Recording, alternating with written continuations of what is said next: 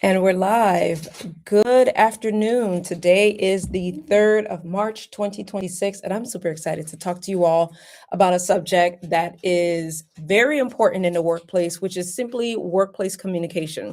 For those of you who do not know who I am, my name is Elizabeth. I am the workplace lawyer. I am a soon to be retired. The reason why that is funny is because it's a long story. I have to tell you all about it later. But a soon to be retired former employment litigator that has represented employees in state and federal court. I'm an individual who is very passionate about helping individuals to thrive in the workplace, and more importantly, to help workplaces just do better and be better.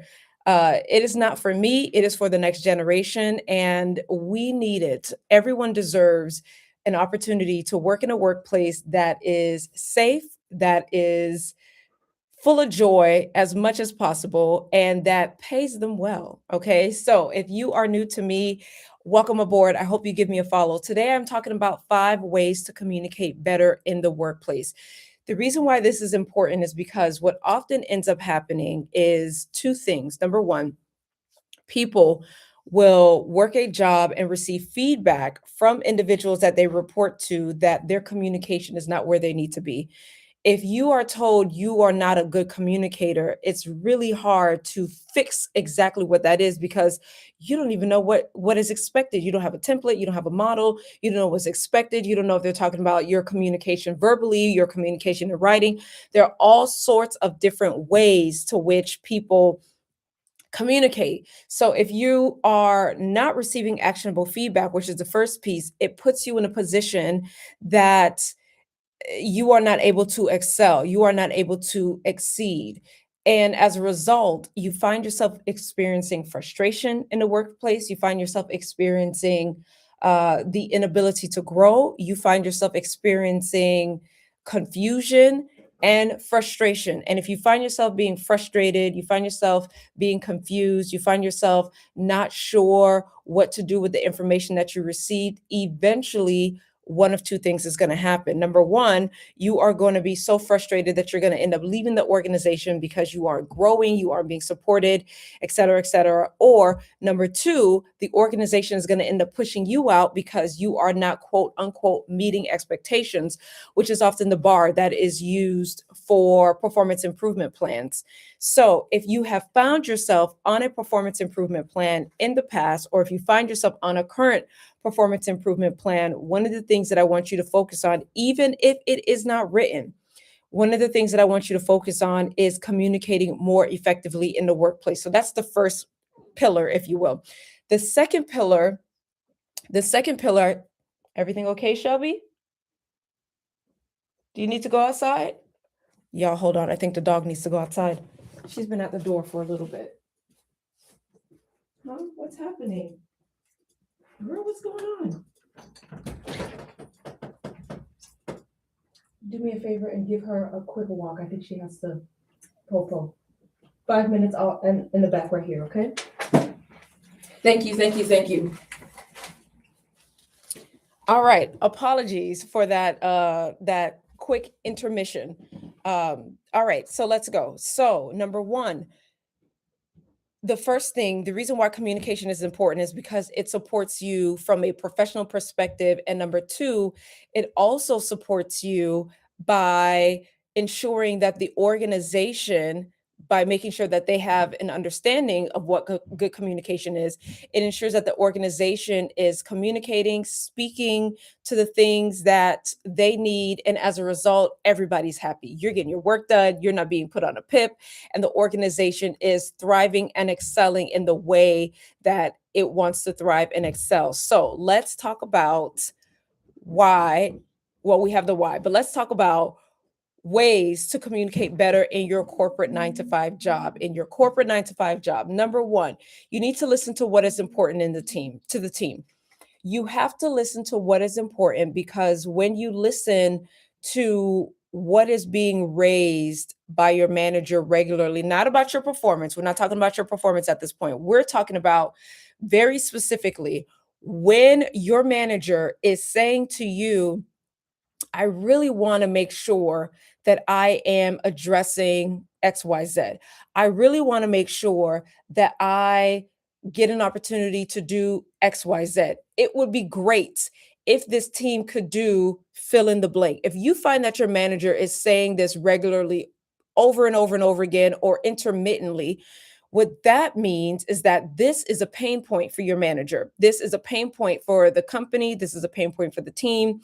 This is a pain point for your skip leader. This is something that is important to pay attention to. So, because your manager is basically dropping breadcrumbs so that you can find your way back to wherever you came from, what you want to do is you want to begin to take copious notes on what is being discussed so that when it is time for you to have the mic and have a conversation or to communicate what is important or what you plan on doing or to even do a little bit of a mini pitch internally, you are going to have something that is critical that you can work with. Are you catching the strategy here?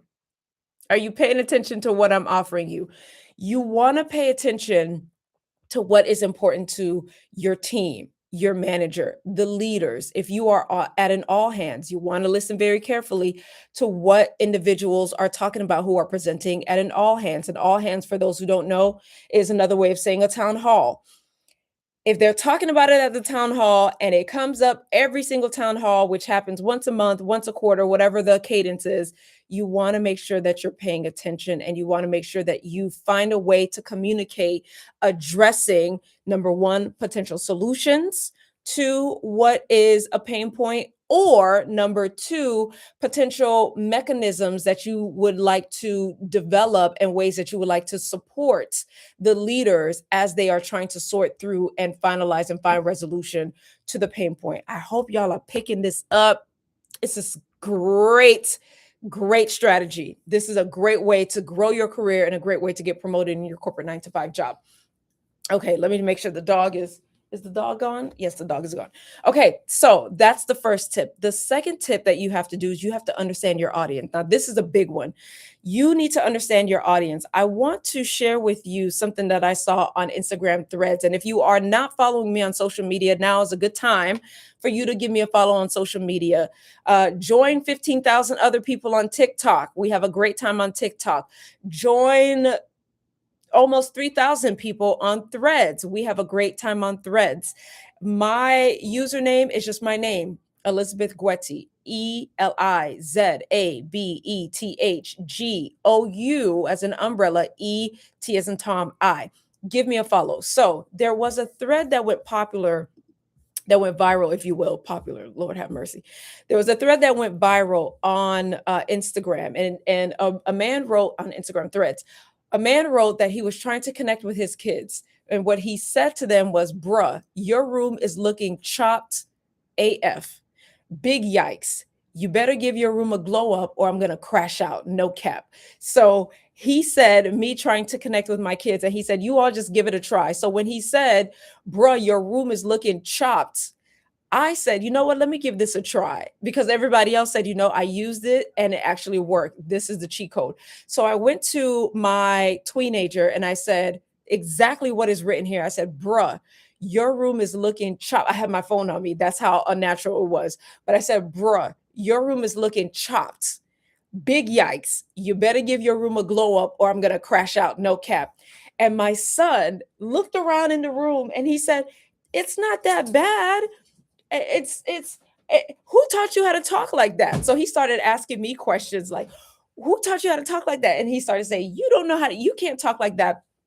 This is how Gen Alpha is communicating. Now, do we expect Gen Alpha to communicate like that in the workplace? Absolutely not. As a matter of fact, my push is that we let them raise the bar in the way that they communicate. But that being said, it is a very important lesson.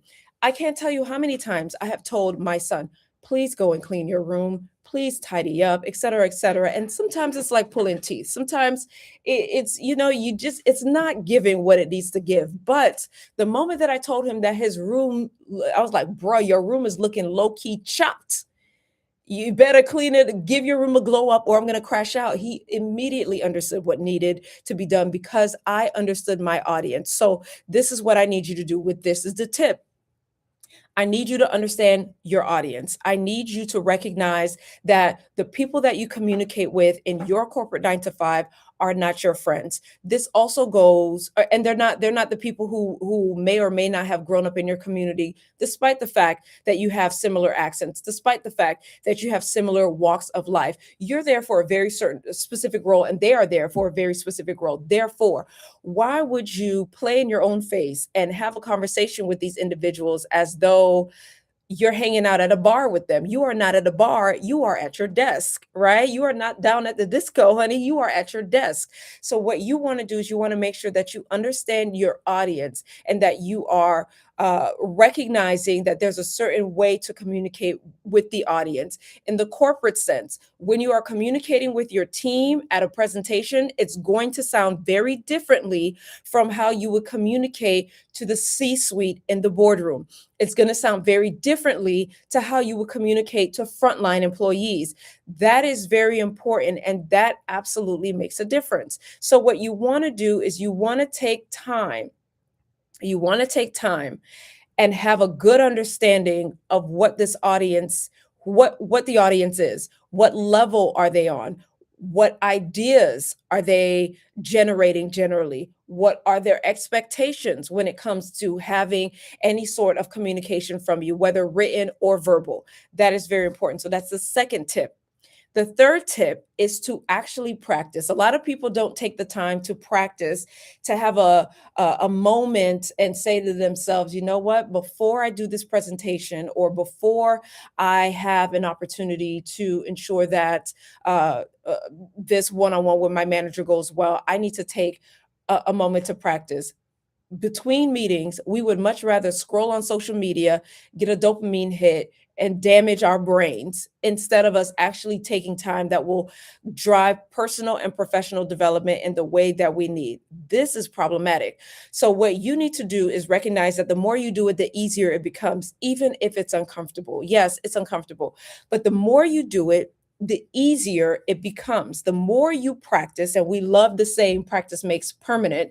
The more you practice, the easier it becomes to communicate more effectively in the workplace, to ensure that you are communicating better so that if you are a manager, so that your team has a good understanding of what their expectations are. If you are not a manager, communicating well during your one-on-ones to make sure that there's nothing left unsaid so that you can walk away having the clarity that you need in order to excel at your job, right? So what we want to do is we want to make sure that we are practicing. And this is very simple. It doesn't take much to practice. Trial attorneys, we grew up before even having a license. We grew up practicing.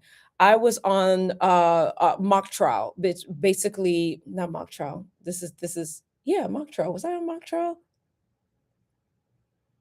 I was not on mock trial. I was on moot court. My goodness, that's how long I've been in this game that I couldn't even remember what the proper name was or is. I was on moot court. Moot court is basically a competitive team. Most law schools have them. I think all law schools have them, but most law schools have them, and most compete. And the law school that I went to, which is Stetson University College of Law, which is this one right over here on my right hand side, we had the number one trial advocacy program in the nation. And I tried out for moot court. And when I tried out for moot court, before even trying out for moot court, I practiced and I had someone coach me who was excellent at what he did on moot court. I needed the practice. And then guess what? I got on the team. And once I got on the team, before any competition, once the moment that we received the fact pattern, we received the necessary brief that we had to write, what is it that I did? Give me a second. I hear a squirrel across the room. I tell you, children these days, you could be trying to build a kingdom. If there's going to be a jar full of snacks and cookies, they are going to dive in regardless. So if you hear all that crimbling and crumbling, that's the firstborn across the way. That's the firstborn across the way. So with moot courts, we had to practice. I had to practice to get on the team. I got on the team. I actually made it. I was so thankful that I made it. And I think it's because I didn't realize it then, but the Lord had already given me executive presence, but it is what it is. Once we were on and we received the rules for the competition that we entered into, you better believe we practice. And I mean, we practice like football players going for the Super Bowl. We would practice 2 times a week, and 2 or 3 weeks before the competition date, we would practice every single evening. So we had our classes and we would practice playing different roles. And that's what I need you to do. I need you to practice playing different roles. If you are a manager, if you are sitting in the manager's seat, what would your manager ask you? What would your manager say? What are some things based on your experience with your manager that you can expect to hear? These are the things that will help you to ensure that you are practicing effectively, so that when you actually get into the room, when you get on the stage, when you have an opportunity to get in front of the audience that you have a clear understanding of, that you are doing well based on the fact that you have practiced and you have put in the time. There was a controversial take that uh, went viral and got blown out of proportion, because one person said there are no good singers anymore. Everyone has a struggle voice, which I think is hilarious. Everyone has a struggle voice, and there are no good singers anymore, based on the fact that the women aren't putting in their hours. There's also this notion that if you put in 10,000 hours, I believe it is. I want to make sure I get this right. Let me look it up really quick. Yes, 10,000 hour rule. The 10,000 hour rule. Yes, the 10,000 hour rule, popularized by Malcolm Gladwell. Of course, Malcolm Gladwell, an outlier, suggests that roughly 10,000 hours of deliberate practice are required to achieve mastery in any complex skill. So, communicating is not a complex skill, right? However, if you are not accustomed to communicating in the workplace or communicating across differences, you are going to find yourself stumbling over your words. You're going to find yourself more focused on your discomfort, more focused on the fact that you are different. You're going to find yourself majoring in the minor and being loud about something that should be whispered about, right? So what you need to do is, again, and then finally, on that final point, you need to practice. You've got to practice. Number 4, you need to be courageous. So previously, I talked about the fact that a lot of people would rather just do something and get it over with, or rip off the Band-Aid and get it done. And while that is helpful in some circumstances, it's not helpful in every circumstance. And in fact, it is a hindrance to you. So what you want to do is you want to practice courage. And courage is sticky. It's a sticky word. It's very sticky.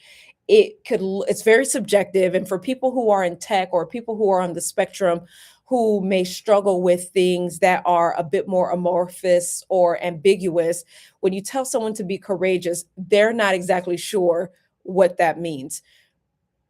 But for the purposes of this conversation, let's just act as though you know exactly what I mean. Being courageous means walking into a situation, recognizing the difficulty of the situation, and being able to go forward with the information that you have, and with the integrity that you have, and with the honor to yourself and the honor to the situation and those involved. Being courageous, that was a good definition. I need to write that down. Write that down, somebody. Being courageous at work looks like you having an opportunity to recognize the difficulty of whatever it is that you're facing or will about to face, and breathing and trusting. For those of you who believe in the God of Abraham, Isaac, and Jacob, trusting and believing God that he will support you and that you will be just fine. You have to be courageous in order to communicate better in the workplace. The reason why that is important is because when you're dealing with some difficulties and you need to have a difficult conversation, and that difficult conversation deals with someone who is your direct report, or someone that you report to, or someone that you need to give feedback to, or someone that you have to work closely with, if you are not courageous, you are going to be indirect. You are going to brush things under the rug. You are going to give them a yes when they should not receive a yes or when they don't deserve a yes. You are going to burn out and then eventually you will crash out, right? So, what we need to do is we need to make sure that we are practicing courage and having the conversations with individuals with wisdom and with courage. All right. We need to have the conversations with wisdom and with courage. Number five, this is the fifth tip. And this is in my opinion, one of the most common sense ones, but the ones that's very nonsensical at the same time because you don't think about it, but it's important. Once I say, you'll be like, yeah, that makes sense. You need to rest. You need to rest. The reason why that is important is because there are too many studies available to us nowadays that indicate we are exhausted, we are burnt out. People are crashing out for a reason because they need a nap. You need to go take a nap. Go sleep. Put your phone down. Go drink some water and go take a nap. You are tired. And it shows. It shows in your behavior. If you find yourself getting impatient, and getting annoyed and getting restless at work, you likely need to take a nap. You need to lay down, especially for those of us who work remotely. Go to your bedroom, close your laptop, put your laptop underneath the couch. Lay down, not on the couch, on your whole bed. Lay down on your bed, close your eyes. And as a matter of fact, I would even recommend getting one of those eye patches. I have a couple of good recommendations in my Amazon storefront. Get an eye patch and just lay there and just breathe. We are taking too much information in, too often, too rapidly, and it's messing with us. Millennials are graying early. Millennials, I think the oldest millennial is like 45. There are millennials with whole gray hair. Like your whole head is gray. How are you a gray goose at 45? When I was growing up, and I've got grays, so there's no judgment here. But when I was growing up, millennials, not millennials, but older people didn't start graying until they're in their 60s. Millennials are graying at 32. Something is not right. I think it's stress. I think we're taking in too much information. I think our food is not as nutritious as we need it to be, but that's a whole nother conversation. But what you need to do is you need to rest. You've got to take breaks. You've got to take care of your body. If you are exhausted, you are not going to study well. If you are exhausted, you are not going to communicate well. If you are exhausted, you're going to find yourself clapping on somebody quick. You're going to find yourself, you're going to find yourself leaning in and not lean with it, rock with it. You're going to find yourself leaning in the worst way. And then you're going to find yourself in the HR office wondering, how did we get here? Nobody's supposed to be here. Like Deborah Cox, trying to figure out, I've tried that love thing for the last time. That's what you're going to be saying to HR. And HR is going to be like, these boots were made for walking.